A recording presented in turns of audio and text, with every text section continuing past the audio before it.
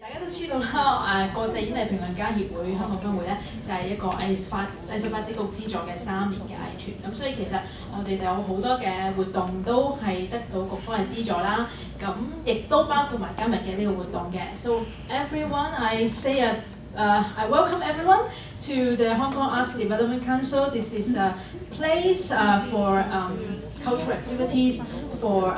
Because we are one of the grantees of the Arts Development Council, so we have a special privilege to have our events to be held in this special place. And thank you very much for coming, because indeed it's a really special or a critical moment of Hong Kong, and I really appreciate for all of your support to us and also to our guests from overseas. And we are the presenter of these events for tonight, and I really like the name that we choose for this series of workshops on preserving performing arts heritage. Because future in bloom, of course, is something that we really concern and we care for. And it's a coincidence that our future in bloom is also maybe responding to what is happening on the streets. So I think even though we are not on the streets, and I think at some special moments, and we can still have our support in any kinds of forms. To our young generation in Hong Kong. And my name is Bernice, the General Manager of IATC Hong Kong, and I would like to thank you everyone for coming, and also thank you for our guests. And you're going to have, she's going to have a great presentation for us, and also we have some other guests from Singapore and also from Taiwan. So it's a really good opportunity for us to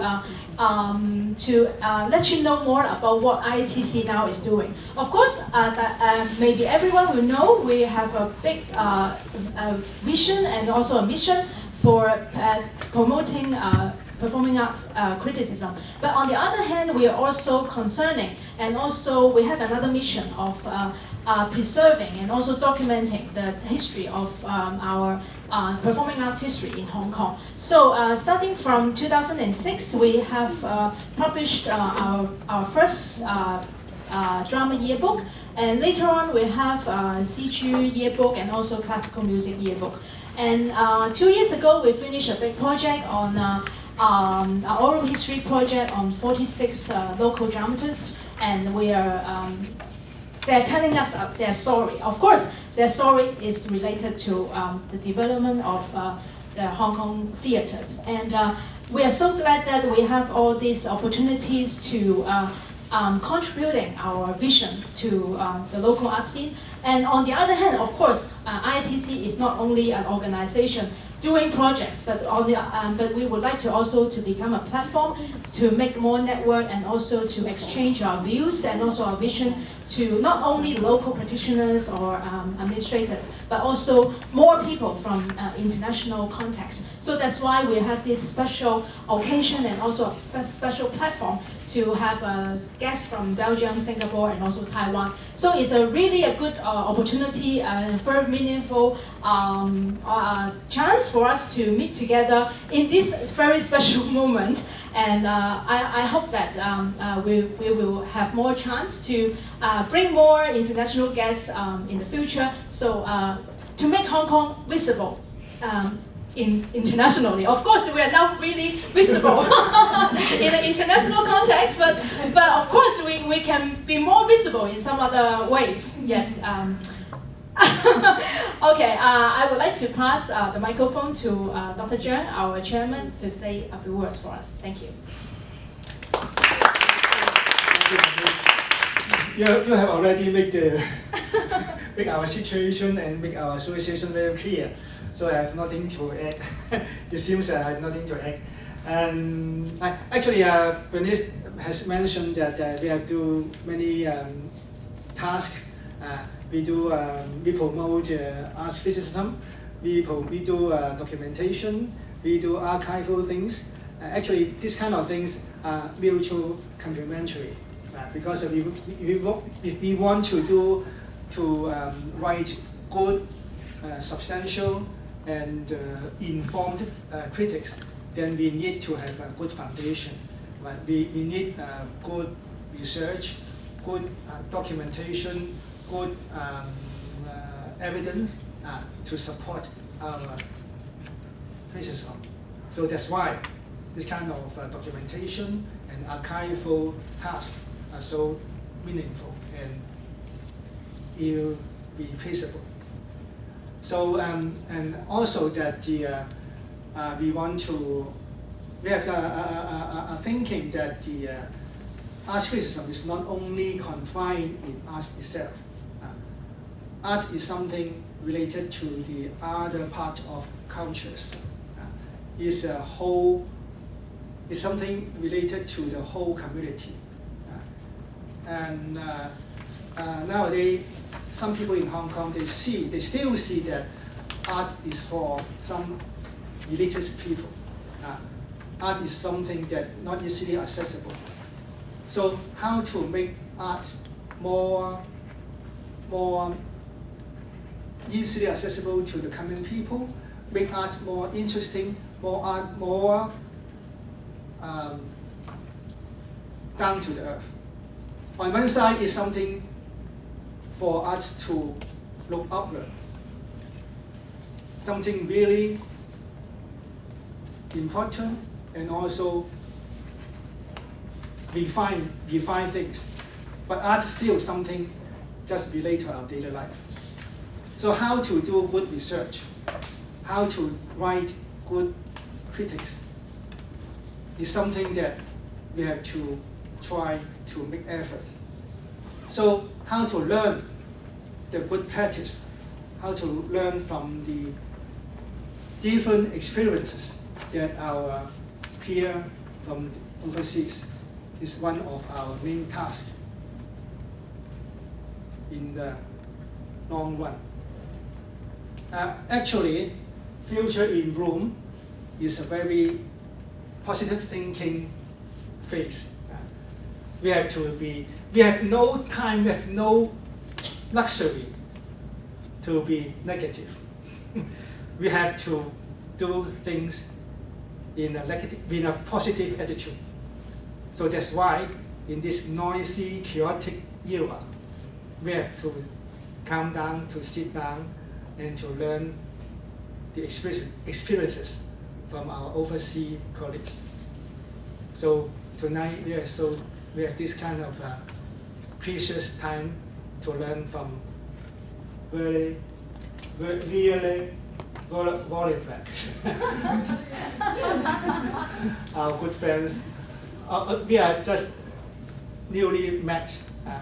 I just met her only about 1 hour before you. But because we have so many common languages, it seems that we have met many years before, because we have some common goals to achieve. So I pass the mic to Ms. Veerle Wallebroek. Thank you, Dr. John. Ask Veerle to take a seat, and then I also ask Wan Yao, our moderator for tonight, to take a seat first. And then I really thank you for both of our speakers tonight. I have to say I knew Wan Yao for quite some time. We're ex-colleagues in Hong Kong Art Center, and she's a researcher and also cross-media artist. And she used to work in an organization called Asian Arts Archives. And of course, she's now having a lot of teaching in different tertiary institutes. And I have to say a big thank you to Veerle.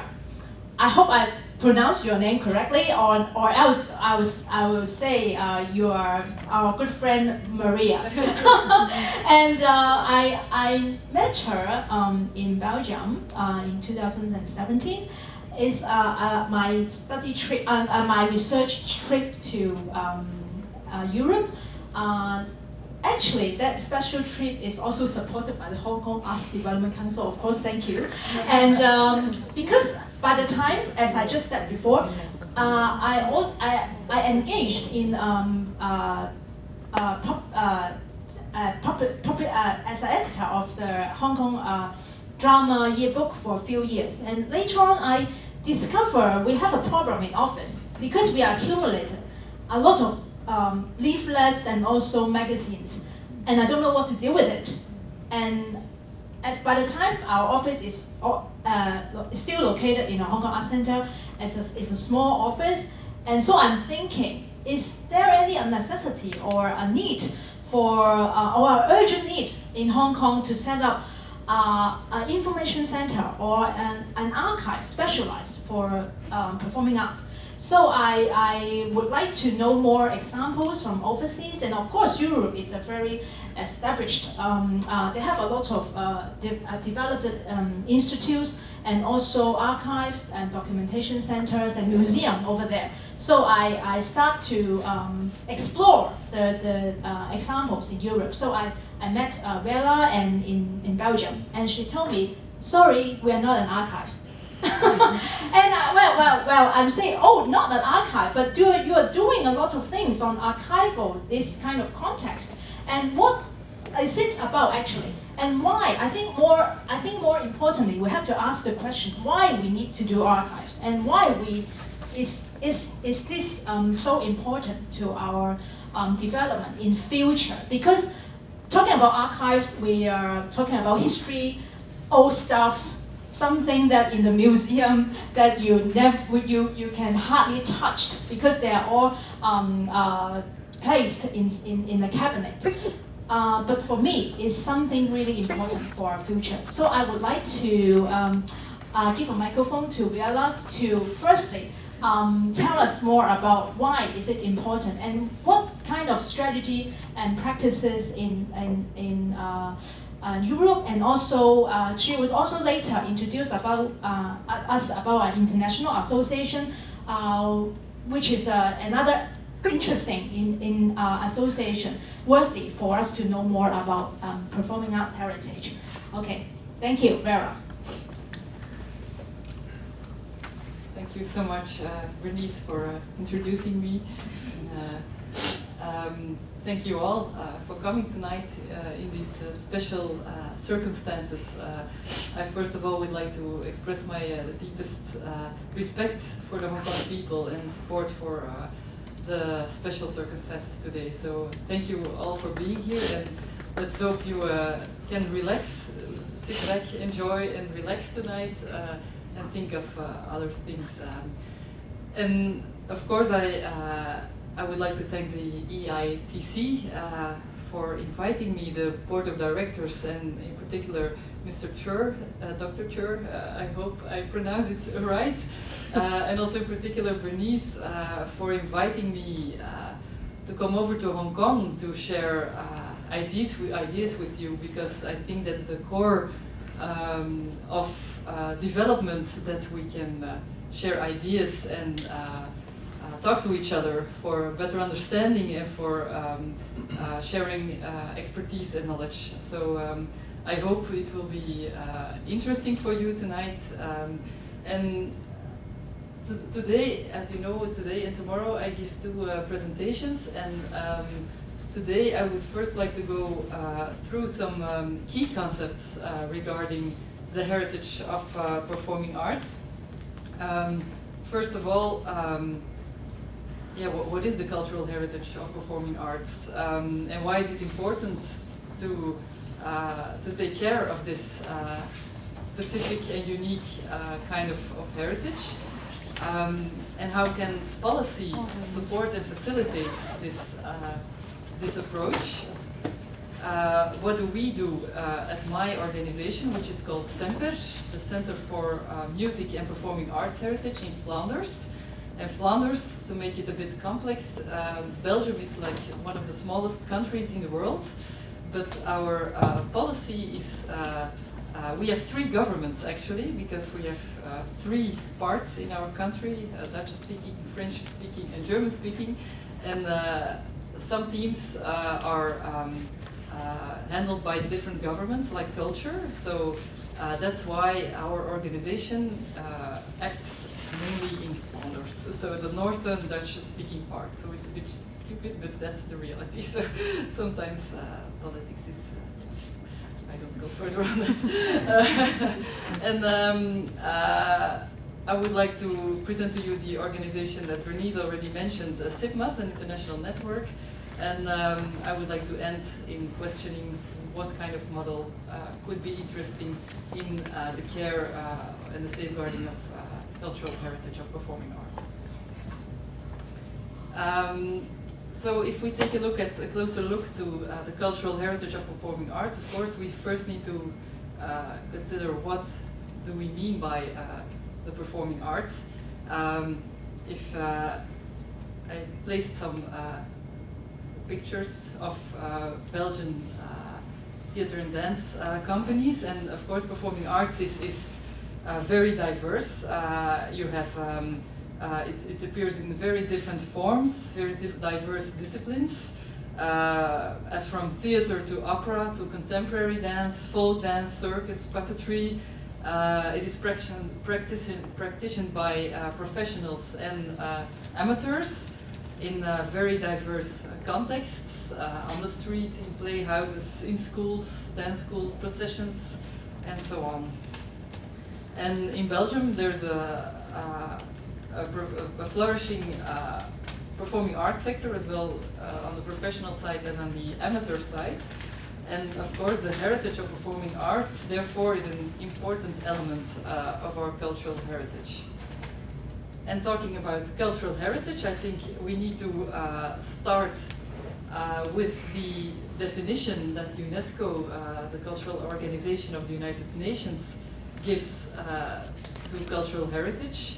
They say that cultural heritage is the legacy of physical artifacts and intangible attributes of a group or society that are inherited from past generations, maintained in the present, and bestowed for the benefit of future generations. So lots of interesting elements in that definition: the legacy, past, present, future, physical, intangible. And if we go further on the definition of tangible heritage, as for UNESCO, includes buildings, historic places, monuments, artifacts, which are considered worthy of preservation for the future. These include objects significant to the archaeology, architecture, science, or technology of a specific culture. And if we take a look to the performing arts, and if we say the tangible heritage of performing arts, yes, of course, you have the historic theater buildings, for example. I didn't, it's a bit of, I didn't place a picture in my slide of the buildings and the monuments regarding performing arts because to make it even more complex, our organization only works on the archives and the collections, but we don't work on the buildings. That's another department. So that's why I only placed some pictures of the archives and collections, because, of course, as an artist or an art organization, you create lots of traces, tangible as well as intangible. And as for tangible heritage, yeah, of course, you think of documents, administrative documents, archival, artistic documents, physical as well as digital, of course, but also the objects. This is quite specific to performing arts heritage, the objects that are linked, that are left behind after performance, like puppets, the sets, the costumes, for example. So that's something very specific for performing arts heritage. If we take a look to the definition of intangible heritage, UNESCO defines it as the practices, representations, expressions, knowledge, skills, as well as the instruments, objects, artifacts, and cultural spaces associated therewith, that communities, groups, and in some cases individuals, recognize as part of their cultural heritage, transmitted from generation to generation, constantly recreated by communities and groups in response to their environment, and provides them with a sense of identity and continuity, thus promoting respect for cultural diversity and human creativity. And if we think of the intangible heritage of performing arts, you can see traditions, practices, techniques, customs in the performing arts context. We also think of crafts and techniques. You see a costume designer, you see someone painting sets, you see someone constructing puppets. Stage techniques are also intangible. And because of the existence of UNESCO, and especially in 2003, they launched the Convention on Intangible Heritage, and that was a starting point to opening up the concept of cultural heritage from the tangible to the intangible. So it was a very important step in evolution on thinking on cultural heritage.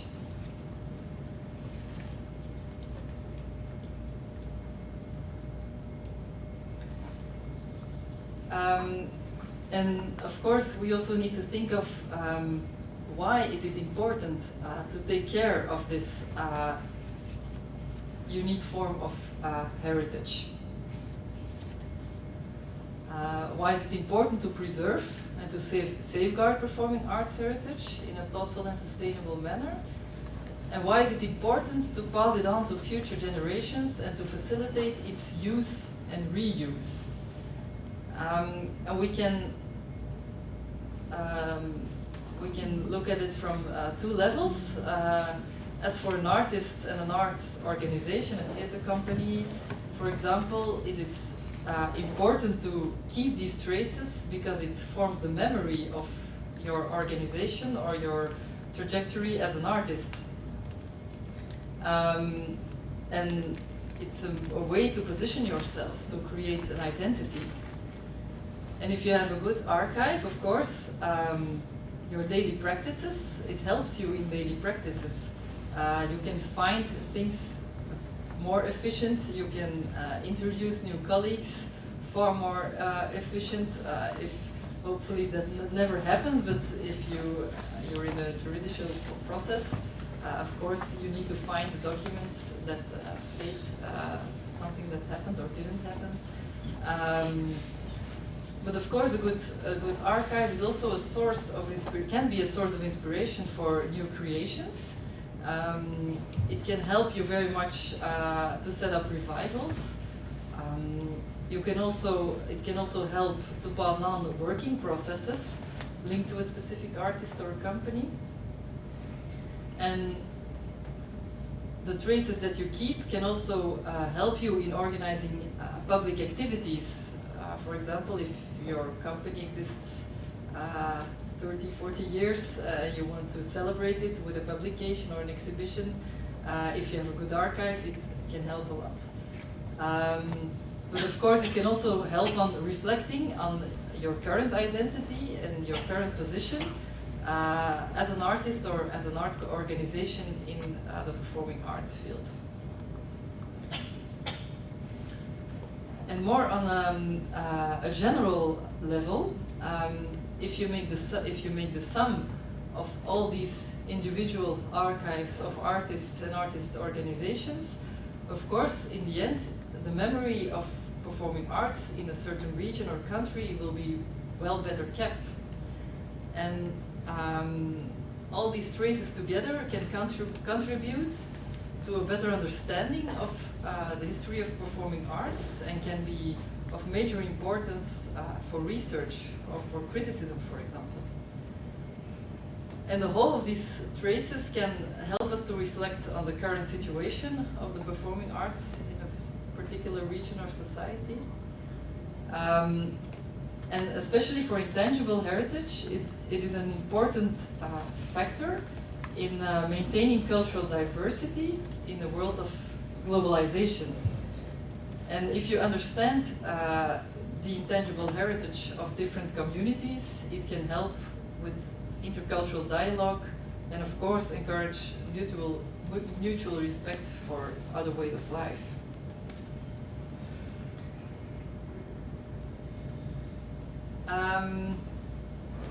So that's a bit in a nutshell why we think it's important to take care and to safeguard this heritage. But of course it's also important to have a policy, a framework that makes this policy. And a good policy makers, they support and facilitate this sustainable approach of the heritage of performing arts. But actually, in my country, there is no single museum, or there's no theater museum or a dance archive that has the care for performing arts heritage as a focus, as a core responsibility. So the consequence is that there's no coordinated acquisition policy whatsoever. And also on the intangible side, there are some disciplines and skills and crafts and techniques that are not supported by the government, nor taught in an educational context. So we need a sort of we need a far-sighted cultural heritage policy in order to look for to have this long-term approach of cultural heritage.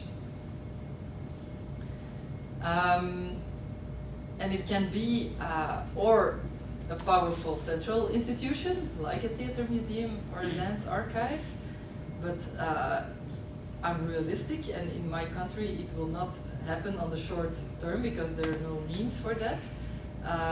So at least you need a sort of a network of several institutions that really engage themselves for this performing arts heritage. And maybe there are even other models. We will take a look at it further on.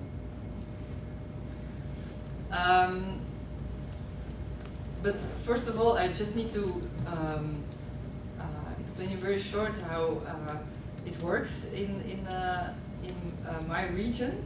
And I realized this morning that actually this slide is not very clear because you have the Department of Culture, Youth and Media, which is one big department that supports all kinds of cultural activities for youth and for media.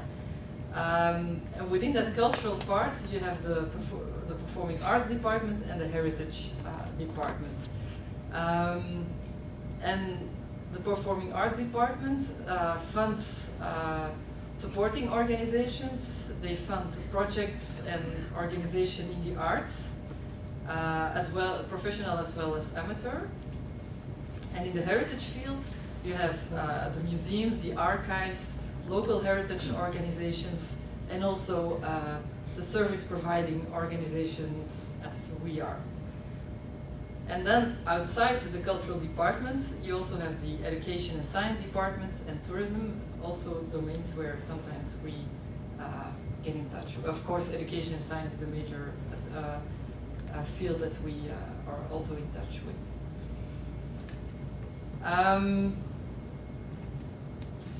And just to understand a bit how we developed our organization and our work towards the heritage of performing arts, I just need to go briefly to some evolutions in the legislative context in my country. As I said, there are two departments, heritage and performing arts, and before 2008, as for heritage, the focus was mainly on collection management. So they supported museums, archives, heritage libraries, and local heritage organizations. So that was the situation in the heritage field before 2008. As for the performing arts, I need to mention that before, in that period, there was already some awareness that it was important as an artist or an artist organization to take care of your archive, because there was one sentence in the arts decree that said you need to take care of your archive. So it was there in the decree, but actually no one knew what it was. What is it, an archive? What do I need to do? There were no guidelines. So it was there, and they mentioned it in their reports that they took care of their archives, but no one controlled it or no one supported it. So, but it was there, so that's already important. And in 2008, things changed importantly because at that point there was a new cultural heritage decree, and it said that there was also a possibility to support heritage processes in communities and organizations outside the professional heritage field. And at the time they were called the centers of expertise, and these were the so-called service providing, coordinating organizations. It all sounds a bit of abstract, but it will become clearer, I hope, later on in this presentation. So there was a possibility to apply as a center for expertise, for example, like religious heritage, agrarian heritage, industrial heritage, and also performing arts heritage. And what was also important in 2008 with the new decree, that under impulse of all the developments on UNESCO level and the attention that there was for intangible heritage, also the policy in Flanders evolved, and the concept of intangible cultural heritage became more important in the legal context. So you could speak of an important shift at that time, from collection management to the development of services, supporting services, and the coordination of heritage processes. There was an important shift from top-down care from the institutions to the needs of a heritage community, the bottom-up needs, and looking for solutions for that. There was an important shift following from the top-down care, from curation to bottom-up participation. And there was an important shift from the focus on archives and collections to an integrated approach to tangible and intangible heritage. And if we go further, in 2014 there was at the arts side a new decree, and the famous sentence that you should take good care of your archive came up again, and together with different organizations from the heritage field and the arts field, we said now it's an opportunity to make this sentence a bit clearer to everyone and to create a sort of framework that supports the arts field in doing so. So this sentence again was mentioned in the new decree, but combined with the ambition of several organizations to formulate concrete guidelines to support the arts field in taking care of their archive. And then in 2017, sorry for the long history, but I think it's important to mention that in 2017 there was again a new cultural heritage decree, and it was above all a consolidation of the situation. So there was still a possibility to apply as a heritage institution, as a museum, an archive, a heritage library. There was still the possibility to apply as a service providing organization, but there was also the possibility to combine both. So, for example, a museum on photography could also apply for to be the service provider to support others that had photography collections. So that was new. That's quite recent. And what was also new, that there were grants for the transmission of intangible skills between a master and an apprentice. And I think it's something that is quite common in Asia to have these kinds of combination of a master and an apprentice, but in Europe it's not so common. So it's a very good way of supporting those techniques that are not incorporated in an educational context to at least safeguard these techniques. And of course, our organization, CEMPER, the Center for Music and Performing Arts Heritage, also needed to shift itself within this changing legislative context. And if I take a look at our history, I feel a bit like a chameleon or a snake with a new skin every decade. Because actually, a long time ago, when I was not even born, we were founded a long time ago as the School and the Center for Puppetry Arts, actually. So it was founded by a man in Flanders, and his grandson, just for small history, he is still a puppeteer. So it's the third generation of puppeteers, so it's quite a nice story.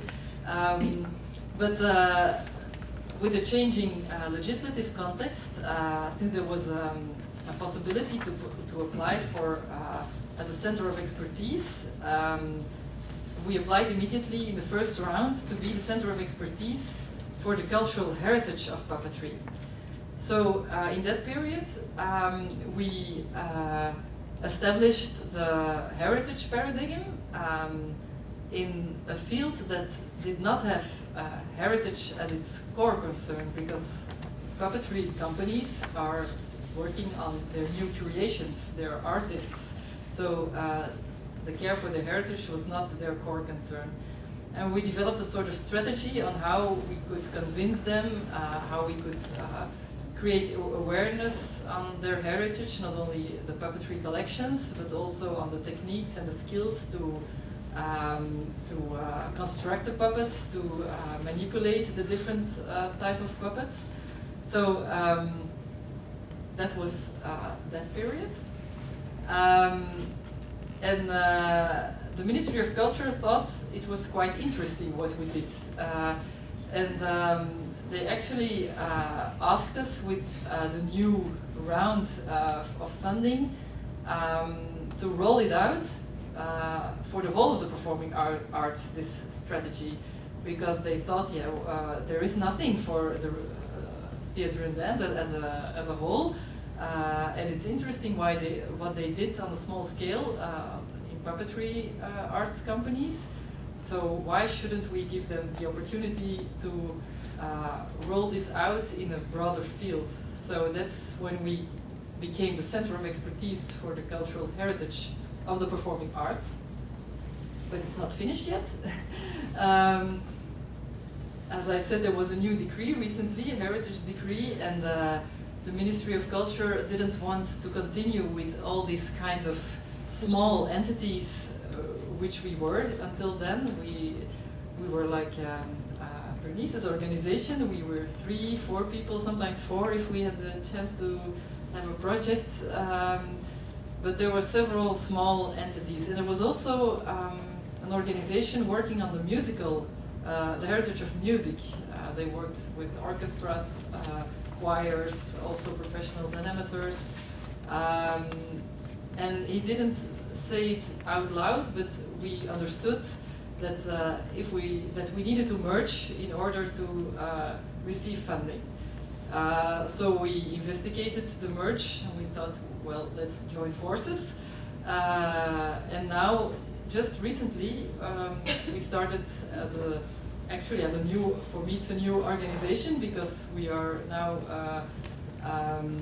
all of a sudden with 9.1 full-time equivalent. For me it's huge.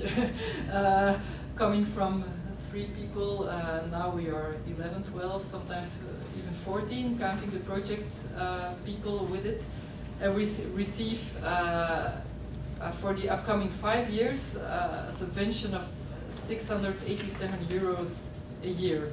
And I tried to calculate how many Hong Kong dollars it was, but my internet broke down. So, so it's like a quick estimation.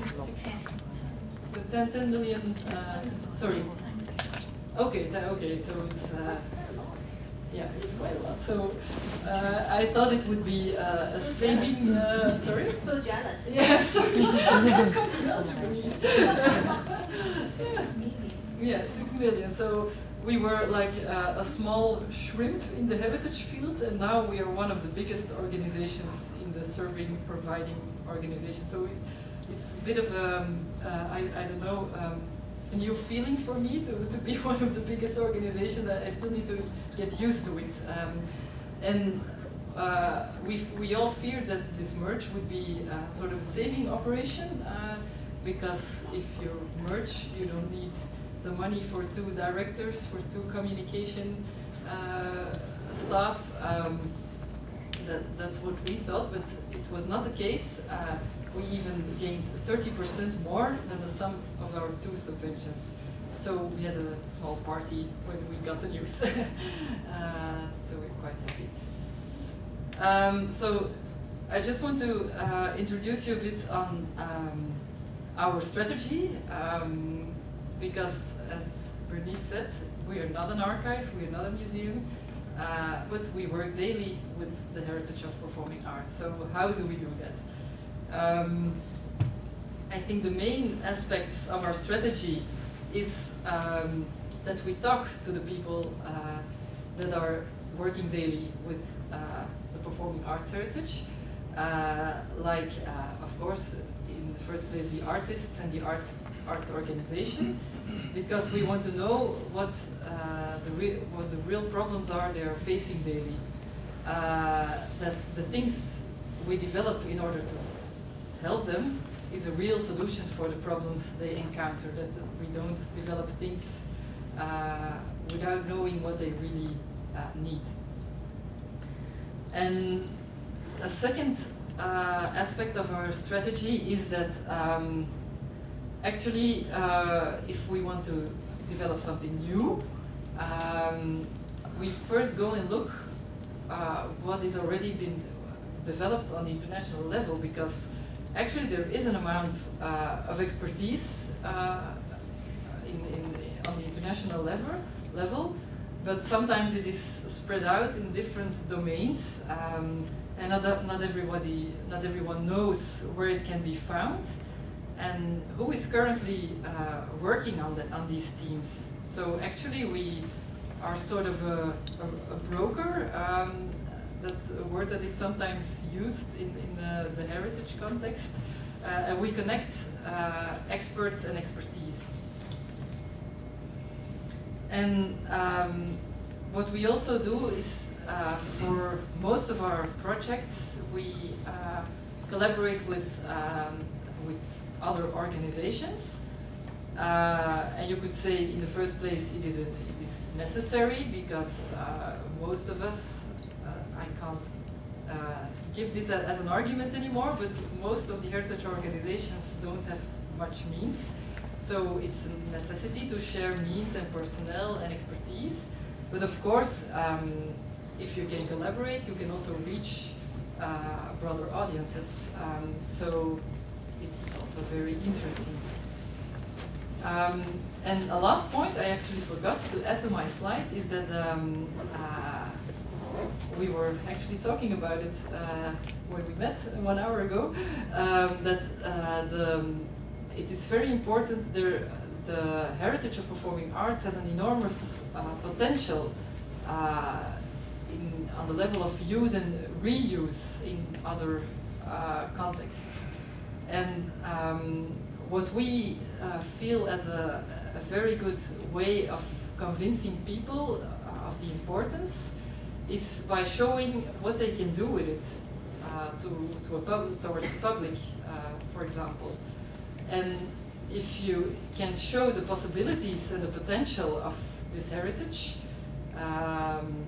then you can also convince them to go back to the more boring parts, like archiving, which is for an artist or an artist's organization, it sounds quite boring. But if you can show them the potential, you also have them on board to go back in the process and say, yeah, if you want to do this, oh, you first need to do some archiving to get there.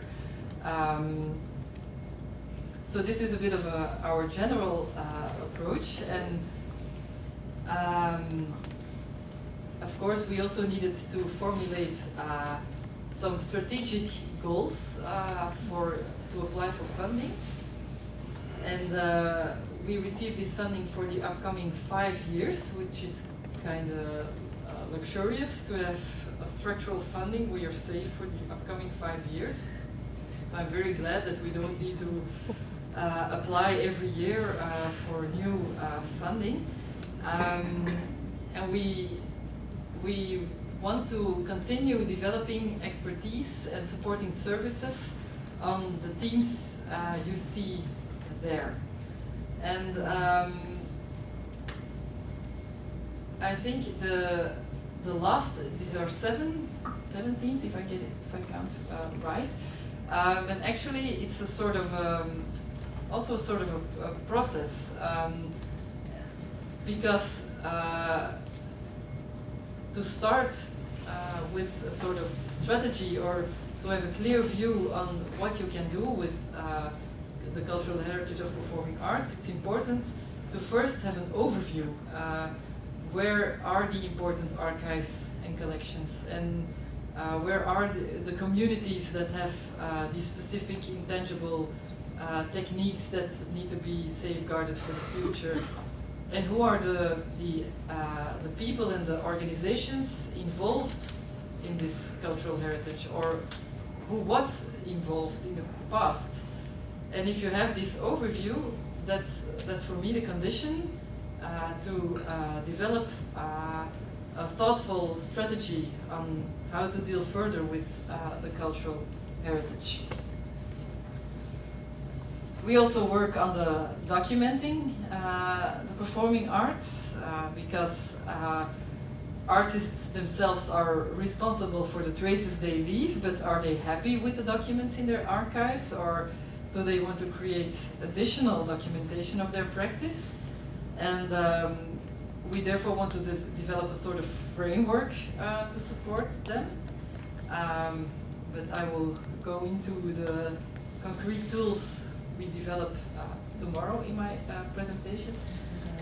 The third theme is the valuing of performing arts heritage, and it's quite a new concept in the heritage world, at least in Europe, I have the impression. Because it's important to be able to determine the value or the significance of a performing arts collection or a set of collections. And the concept of value, it's not, I don't mean the financial value, but a combination of criteria that is about historical value, the artistic value, the scientific value, social value, also the possibilities of reuse in exhibitions or performances. The combination of all these criteria can determine the value of a collection. And we developed a number of experimental projects on this theme, the value of a collection of theater puppets, a collection of painted set pieces, and also a jazz record collection. But I will go into that tomorrow. Oh no, I'm too fast.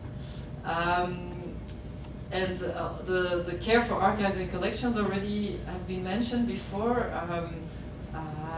As there is this famous sentence in the arts decree, we also formulated the ambition to formulate guidelines for artists and arts organizations, how to deal with their archives. And we already developed them, and there's also an online platform that supports the artists. We work on the safeguarding of intangible cultural heritage. We develop strategies to support research in any kind of way. And we also want to develop support for supporting formulas in order to make public presentations more possible. And the types of services we develop. We want to develop it in a very in diverse forms, because you could say, oh, in these times you all need to go online. But of course, some of our target groups, for example, elderly people, they don't use the internet, or they are more familiar with working with a document. So we also we do both. So we create manuals, we create online platforms, and the second thing we do is, of course, sharing our experience and information. We have a newsletter, we have social media channels, we write articles, we give presentations like tonight. We are a member of commissions or advisory boards in order to share our experience, but of course also to learn from other points of view. And these, the tools we develop, like online platforms and manuals, are also always combined with these forms of customized guidance. So everyone who has a question regarding the heritage of performing arts can send us an email, can call us. If necessary, we also go on site to give advice within the organization, to have a clear view of the situation on site. We organize training courses, and we organize conferences and other public events. Now it's been a while ago, but I hope to do this more, things like this tonight, because I think it's very important. And all these things, the sustainable aspect of this is that by doing so, you create, our target groups create more skills and capacities for doing it themselves. So we want to make them independent from us in taking care of their heritage or safeguarding their intangible heritage. So you could say, in the end, we don't need to exist anymore, but let's hope. That takes a while. And our target groups are mainly the performing arts field, like companies, artists, festivals, professionals, as well as amateurs. But although there is no theater museum or another institution with a focus on performing arts collections, there are in the existing museums and institutions, there are scattered around small parts of their collections dedicated to related to the performing arts. And of course, those institutions, they don't need any support on how to take care of heritage, because it's their core, for them it's their core business. But sometimes they don't know, for that small part of their collection on performing arts, how to position it, for example, in the theater history, because they are not theater historians or theater experts. So that's how we come to them to bring them into contact with a theater expert to make this, to give it significance and to position it in the field. And a third important target group, of course, is research and education, teachers, students, academics. And this is still a work in progress. We really want to be more in touch. To my opinion, for the moment, it's still too little, the collaboration. But okay, as for now, I gave you an idea on the different models that can be interesting in order to take care of the performing arts. But I think it's also important to look to the international context and how it has been dealt with on the international level. And therefore, I would like to present SIPMAS. If I get it right, there's also a leaflet in your folder. on this organization, and it's an international network. And Bernice is member of the executive committee, and I'm the Secretary General of this network. And actually, the main part of our members are heritage libraries, museums, archives and documentation centers, working with a focus on performing arts, or with an important part of their collection related to the performing arts. And I can't emphasize enough how important it is to have a platform to share expertise, to get in contact with other points of view, to know what other institutions are working on. And the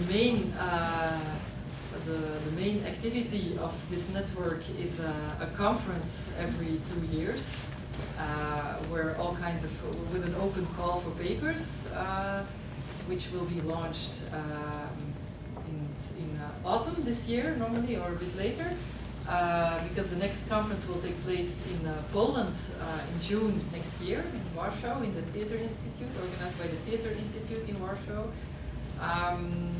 We also, if you become a member, you have a special rate for this conference, and you also have time. Okay, I'm almost finished. And as a member, you also have a possibility to show your collection and your projects on the website of SIGMAS. It's the members directory, and I will come back on it. We also have proceedings on our conferences with all the articles that were presented. And for the moment, we have 200 members in 35 different countries, but mainly Europe. So here you can see in small, it's not updated, this part of the website, because Bernice, the IATC, is the only member in China, so there must be a 1 in China. But as you can see, we don't have, we haven't got almost any members of Asia. And I think I feel a bit ashamed for that, because we tend to be an international network, so we want to change that. And therefore we have this common dream of organizing a conference in Hong Kong, because we think it's a way to connect more, the network more, to anchor it more in Asia. So please, I hope, if you have ideas on that, if it would be possible to organize this in Hong Kong one day, I hope to meet you all there if the day has come. Okay, so just become a member, that's the most important to start with. And welcome on the conference next year in Warsaw. Even if you're not a member, you can register for the newsletter on the website. And of course, you can also follow us on Facebook and other social media channels. And I just go very short to the last part. What I wanted to say also on the international level, actually I didn't came across another organization that only develops supporting services like we do. And I have the impression, if I speak to people about it, that they have never heard it before, this kind of concept, and they sometimes think it's interesting. So this could be a model that could be explored more in Hong Kong, because you could say, because there are a lot of advantages on this. We don't have our own collection, so we can position ourselves in a very neutral way. We can coordinate processes, we can explore the shared needs and develop services that can be rolled out on a broader way, which of course is an efficient use of taxpayers' money. And but the disadvantage is that we are always dependent on others, because we don't have our own collection. We can't organize just like that an exhibition, for example. We always depend on other partners for these kind of things. So would it be a better solution to have a central theater museum or a dance archive or one central institution with a focus. Of course, you are independent with your work on your collection, and there will be one central point that is clear for everyone, that this is the place to be for performing arts heritage. But what I notice in the international context, sometimes these institutions, but I don't want to generalize it because there are also others, but there are institutions that kind of work on an island, and they seldom collaborate, and they also develop projects, very expensive, large-scale prestige projects.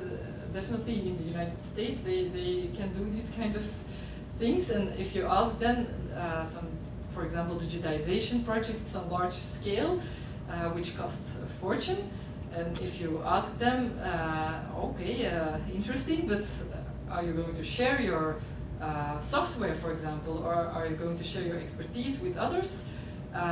They look at you as if you're an alien, because they invested themselves in this project, so why would we share all this knowledge?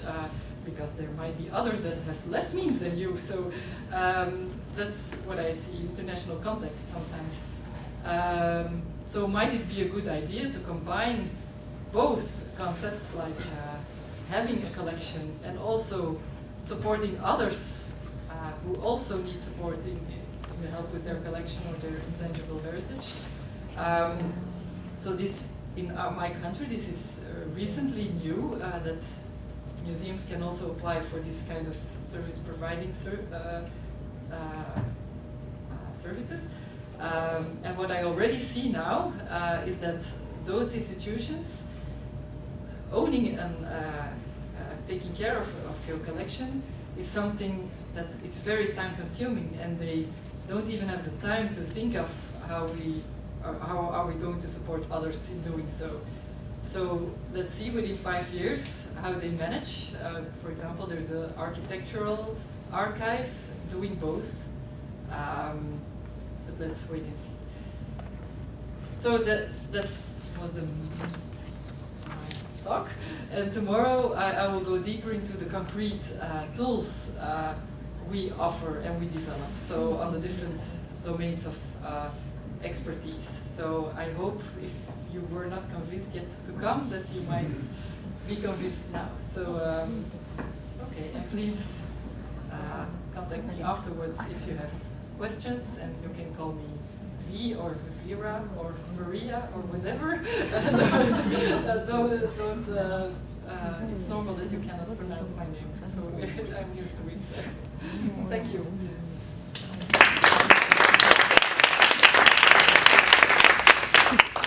Thank you, Veerle, for your presentation.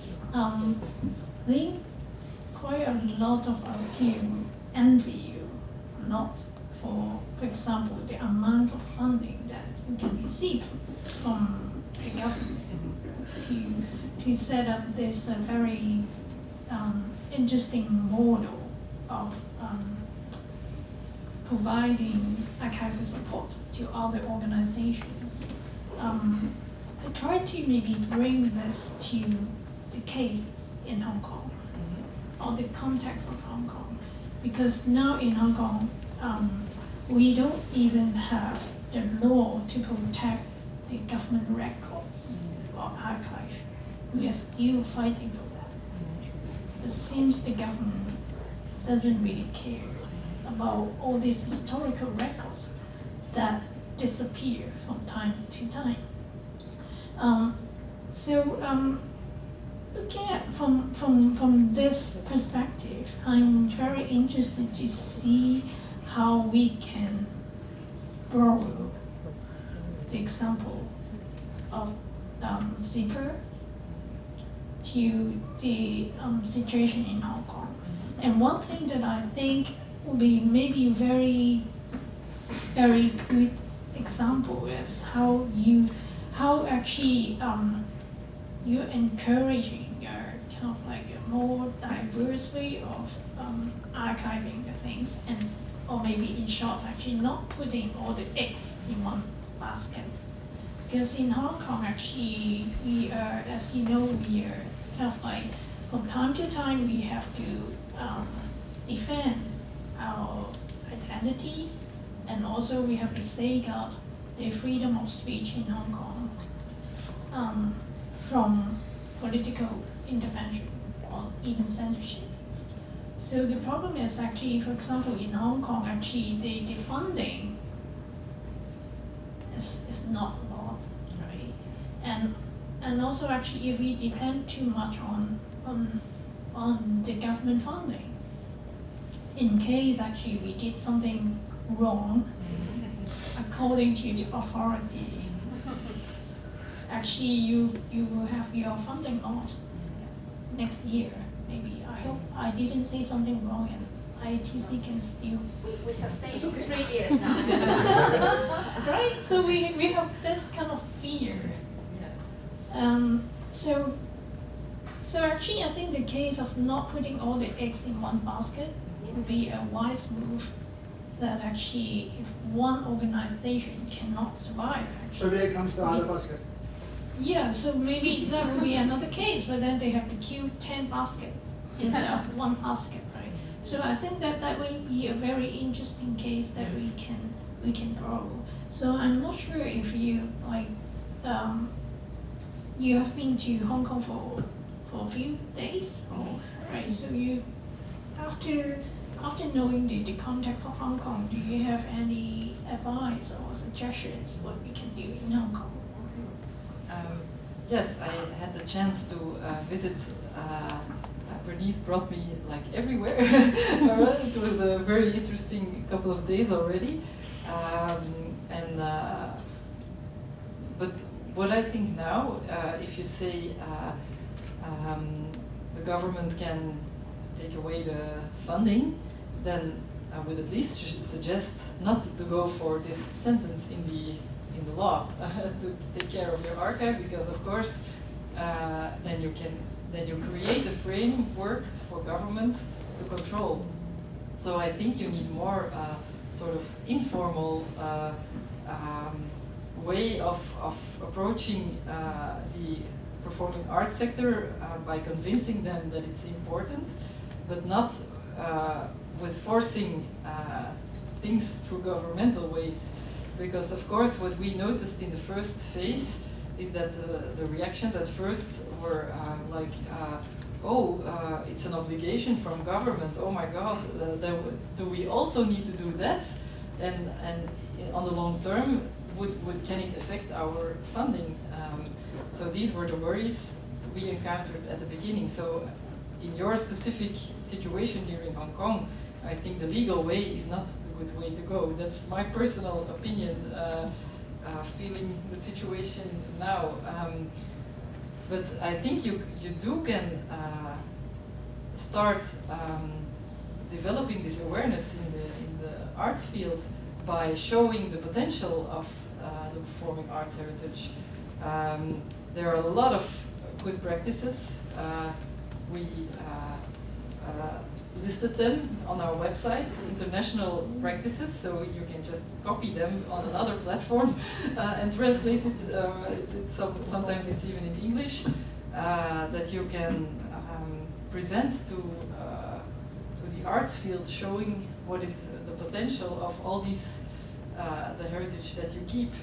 And then you can come back to the first phase, the boring phase. Well, if you want to do this, you need to start archiving. And sometimes it seems very overwhelming, and we encountered these reactions like, oh, sorry, but we really don't have the time for what you say to do so. But for example, I don't know how it is in the theater companies, but what we saw and what we still encounter daily is, for example, the folders on the computer. They sometimes they don't even share a sort of folder structure. They have 3 laptops in the organization that are not even connected in the cloud. So if something happens with one of the laptops, all the information is gone. And then they say, oh, but we kept it on an external hard drive. And if you ask, and how long do you have this external drive? oh, 7 or 8 years, and did you check if it still worked? No, it will work. I'm sure it will work. So sometimes it's some small things that you can advise. It seems basic, but it helps a lot in preserving the digital archive, for example. So I think you need to go bottom up. I think actually the point that you mentioned about legislation or the legal aspect that you mentioned would be very interesting, or the second thing that we envy, right? Because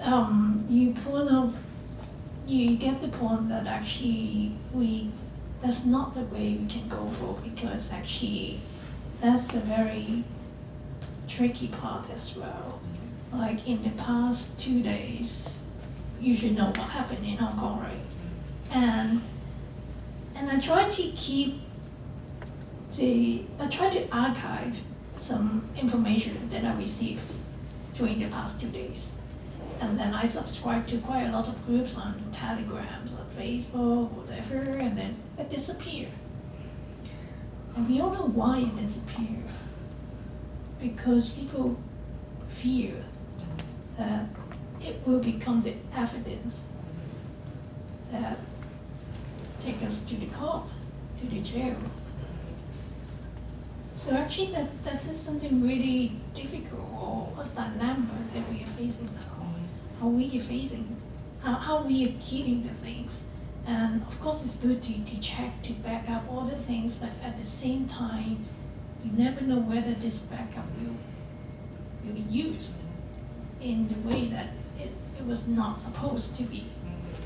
So so building on this, actually, I'm thinking actually, like when you talk about all this networking or how you provide services to other groups, and I've been thinking whether you think that should be actually, if we grow the model that SIPR has been using, actually maybe we have to work on more on the advocacy aspect instead of only providing service. Because actually now we have even companies, even organizations doing different things, but actually maybe we have to think more about how we can, for example, lawmaking is not the way, so where should we go? Right? So we need a lot of advocacy here instead of just following what legislation can help us, like what you have in your country. Sorry, do you mean with advocacy like mediation in between parties, or? Yeah, mediation or lobbying. Yeah. Or things like that. Yeah, because maybe I can give an example. Like in London, there is an organization called Live Art Development Agency, and they promote live art. That means all kind of experimental performance, and that will be actually that cannot be included in conventional theater. So in this case, actually, they do a lot of advocacy and policy, funding policy, and also how they do a lot of legwork. They try to provide support, they get some funding, and then raise some money, and then provide support to some young artists, for example. So actually, they do a lot of work like this. So you can see that actually that's also part of service provision. But at the same time, actually, they try to find a new way out of the current situation or status quo. Yeah. I want to say two things on that. I think helping others in applying for funding is also a way to support, of course, so that if there are grants or heritage projects, because sometimes what we encounter is that artists don't speak the heritage language, so we support them in order to write applications in the heritage field, which helps. It's actually a bit of a translation what we do of heritage concepts that in a language that artists also use. because sometimes I think you mentioned, you noticed it in my language, the sustainable approach. These are these kind of, not that artists don't understand it, but these are these words that we use in the heritage field in our country. So that's also a way to support in writing applications. And another thing, I just want to come back to what you first said. Of course, the model I presented today and the way we work with developing and offering supporting services is meant to be used in a normal democratic context. And of course, it's not being developed to use in, we didn't think of regions. I have no experience with that, but indeed, it needs some rethinking. As you say, if you keep everything and it's reused for another goal in the end. Yeah, what should you keep in the end? So it's a very difficult question, I think. Yeah, that's why I suggest maybe we can do some more advocacy and try to find a new way of thinking about archive or what archive can be, especially in Hong Kong context. Yes. Yeah. I think it's important to reflect on that together, you all together. Yeah. Because that's the way to develop strategies on that. And that's also the way we developed our model, actually, by entering in dialogue with everyone who is involved or wants to be involved in this. And it works by going to dialogue. Yeah, yeah. So maybe we still have a little bit time and can open it to the floor to see if you have any questions.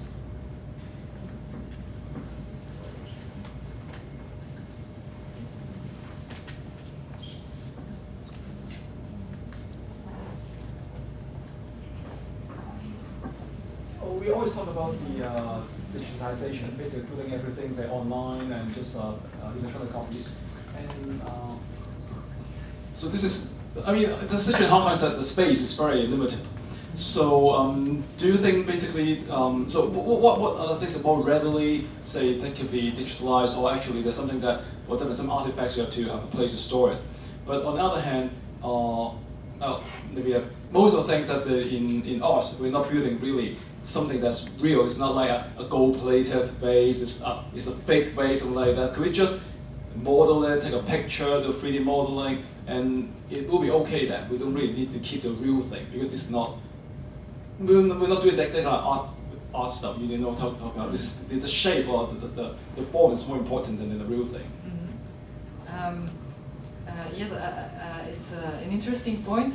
Yesterday I had the chance to visit the Asian Art Archive, all the digitization initiatives they take, so I was quite impressed on their, because of the storage problem, of course, in Hong Kong.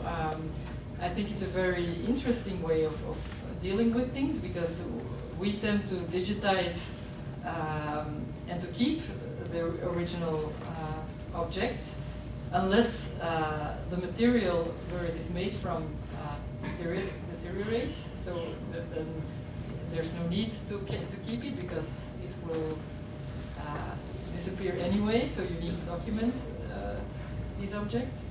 But in your case, it seems a very interesting way of dealing with the storage problem. If you can digitize and document the context of the object, of course it's always better to keep the object, I think, in case you want to reuse it or in exhibition, or if you want to reuse it in diverse contexts.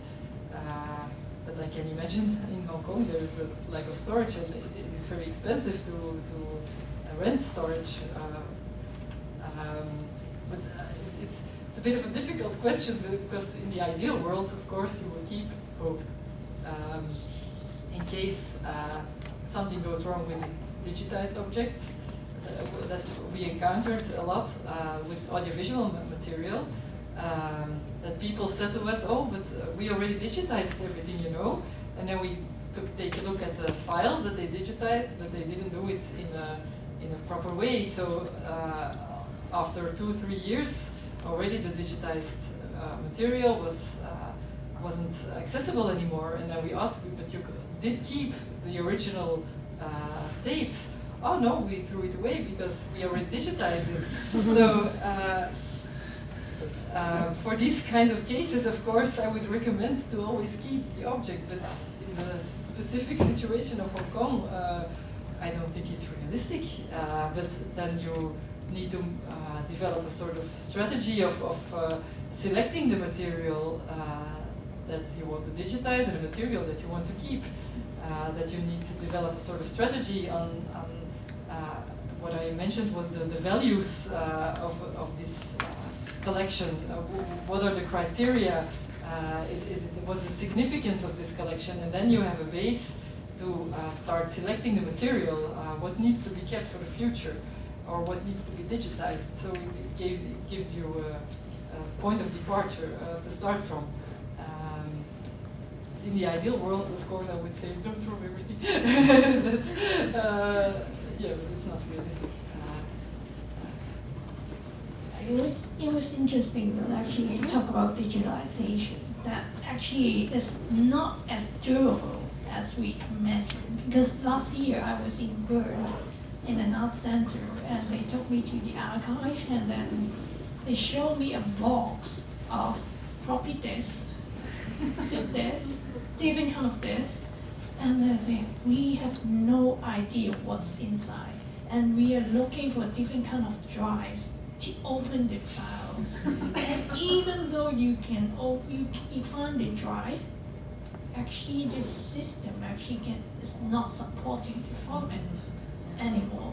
So I was shocked when the archivist showed me this.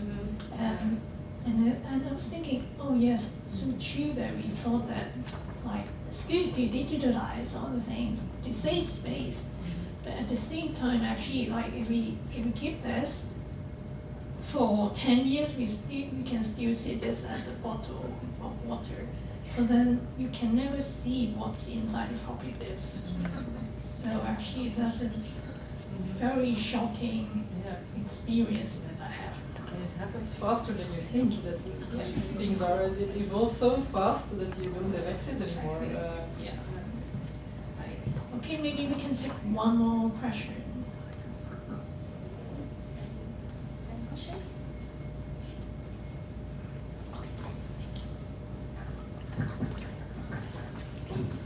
Sorry.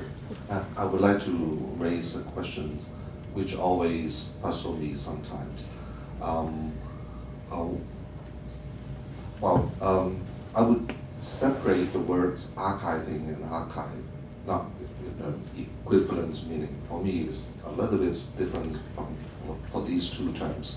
So when people want to keep something, and whether they design or plan the archive for others, or they are doing the archiving things for himself or themselves, I think that's two different starting points which lead to maybe a different result.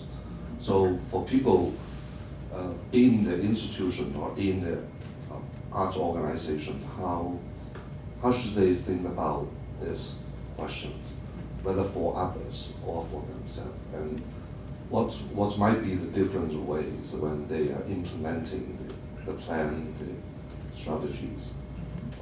Sometimes got mixed, sometimes. I don't have answers on everything, unfortunately, but if I get it right, you mean the difference between what you say for others. For me, it's having a documentation collection. If you assemble all kinds of information on the work of someone else, for me, it's a documentation collection. And if you assemble documents and objects on your own work, it's your archive. That's for me that is the difference. If that is what you mean,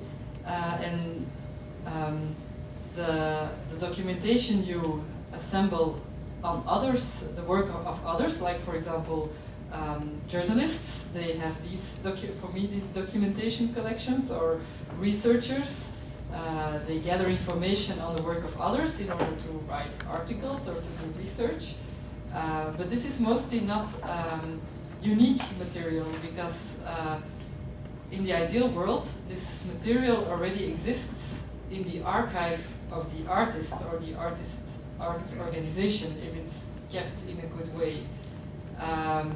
But of course, the way this journalist or this researcher has developed a sort of strategy for himself to assemble all this information is also interesting for other researchers or for a documentation center to have it in their collection. But indeed, for me, it's also two different things, because on the one hand, the archive of an artist and an arts organization is unique material, and a documentation collection that you form on the work of others mostly is not unique. If you have captations of a performance, let's hope that the theater company itself also has the master tape of this performance. And you only have a copy of it as a journalist, for example. So for me, these are different things, but not less interesting. If that's an answer to your question.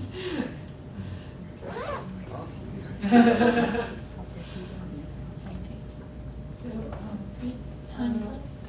Yes, but if any other questions, we can allow one more question. If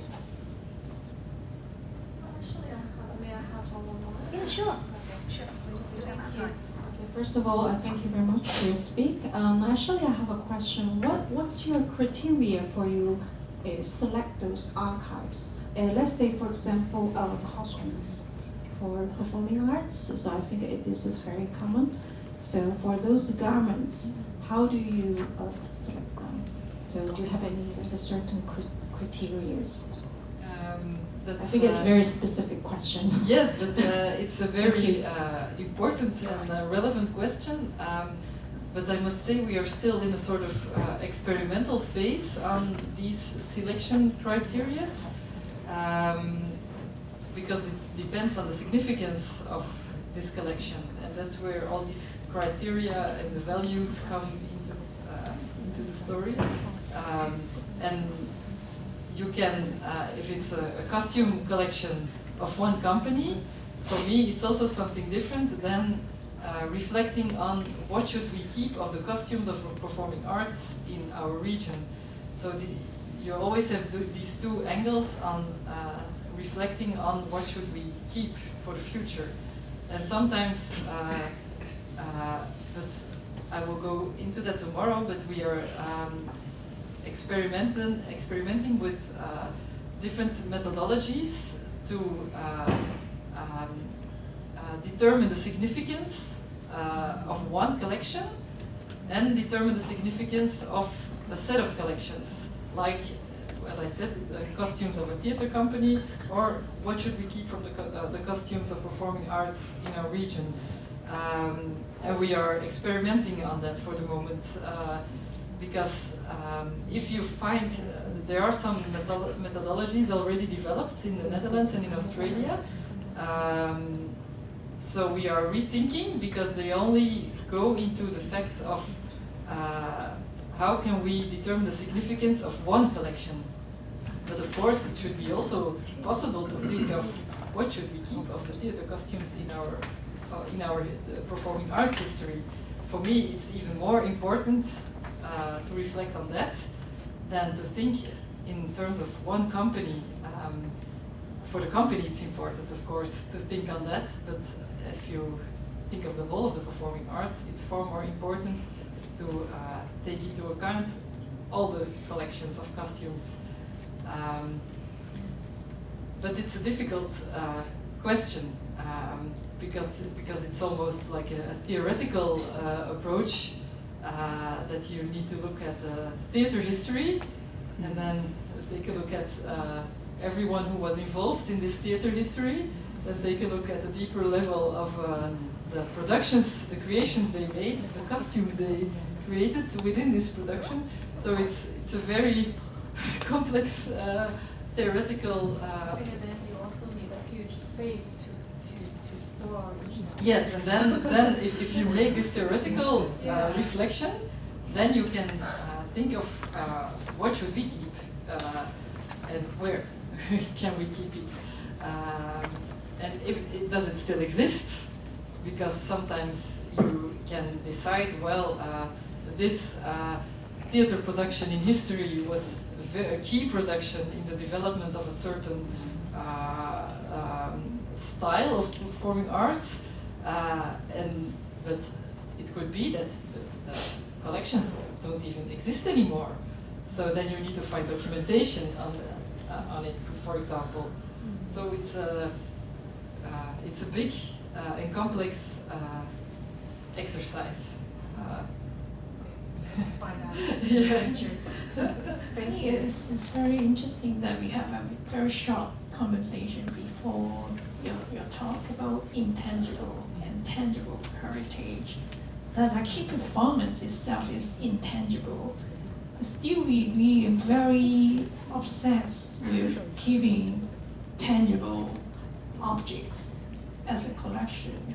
So maybe we can, like when we talk about new paradigm, maybe we should think about like how can we keep all these intangible collections in the intangible way, like embodied way. Right. Okay, so I think time is up, and thank you, Veerle. Thank you all. And of course, I would like to do a bit more promotions for tomorrow's workshop, for tomorrow's seminars, and also the workshop on Sunday. And Veerle is going to share more with us about the case of her organization. So we are going to talk about the archiving as a shared mission in your country. And so you will going to provide us more information or more examples tomorrow in the morning. And we're going to have the morning session here in the Hong Kong Arts Development Council. And afterwards, we're going to have our thematic seminar 3. And most welcome our guest here, Alvin Liu. Hello, he's here actually as one of our participants tonight. And of course, we're talking about the digitization and also how to keep our performing arts heritage online.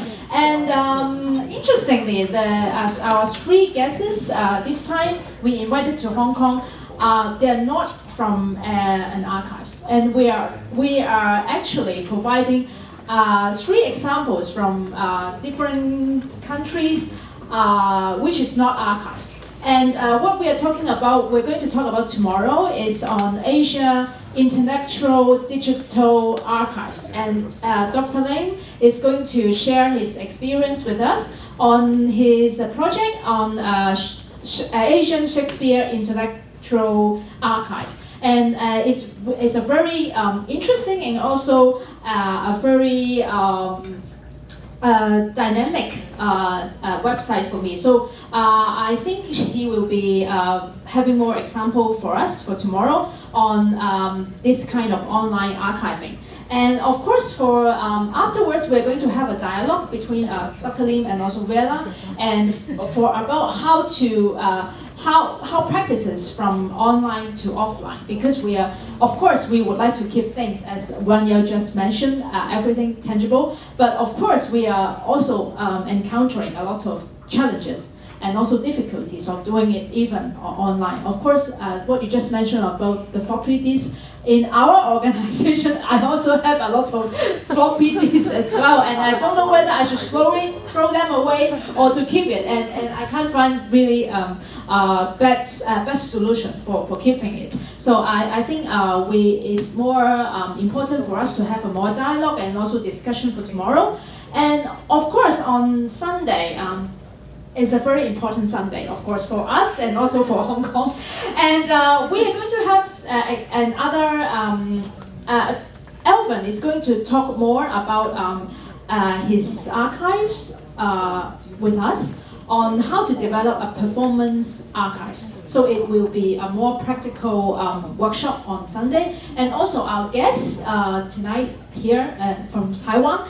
And we are going to have something really new technology, because our guest from Taiwan brings us VR glass or Google access, equipment, which I think you will, before you join the workshop, you are going to have 5 minutes of experience how they document solo performance of dance through the virtual reality equipment. And that will, after the demonstration, you are going to know more about how they how they deal with it, and of course in terms of the technology and also the aesthetics of development of documenting a work through the virtual reality. And so it's a very interesting event. So I hope after the workshop you will still have chance to join the performance on the street. Of course, we're having a great performance on the street. And thank you very much to you all. And last but not least, in the folder, you're going to find a questionnaire. Please fill the questionnaire for us, because it's really important for us to hear your comments and also to know your feedbacks about this workshop, this seminar, and also leave your personal information by email with us so we can keep contact in the future. And also we have a QR code as well. If you don't want to do it in a paper format, please do it online.